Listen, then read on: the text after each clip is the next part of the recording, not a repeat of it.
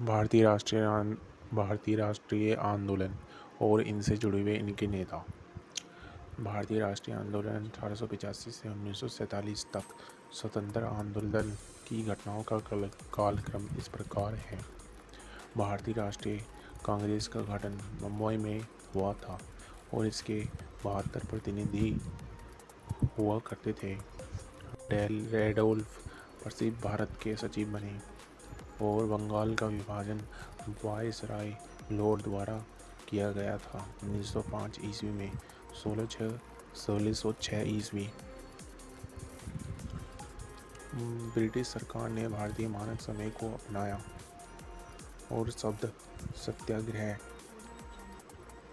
के प्रतीक रूप में दिया गया महात्मा गांधी द्वारा। 1907 ईस्वी सूरत अधिवेशन संपन्न हुआ और गर्म दल तथा नरम दल दो में मतभेदों में विभाजित हो गया। 1908 ईस्वी लाला लाजपत राय और अजीत सिंह को पंजाब के कैनोल कॉलोनी दंगों के बाद मांडले भेज दिया गया। 1908 ईस्वी खुदीराम बोस को उनकी बेटी की हत्या के जुर्म में उन्हें मौत की सजा सुनाई गई।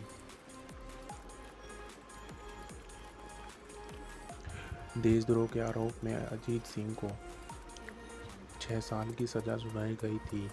1906 ईस्वी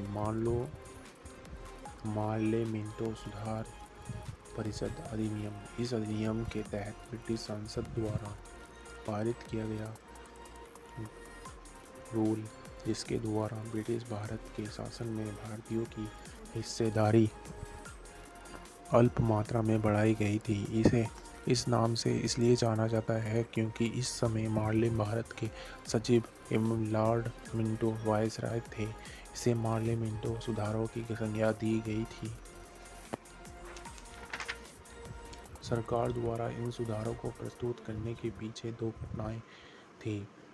एक, मुस्लिम प्रतिनिधि मंडल लॉर्ड मिंटो से मिला और मांग की कि मुसलमानों के लिए एक पृथक निर्वाचन आयोग की मांग की जाए।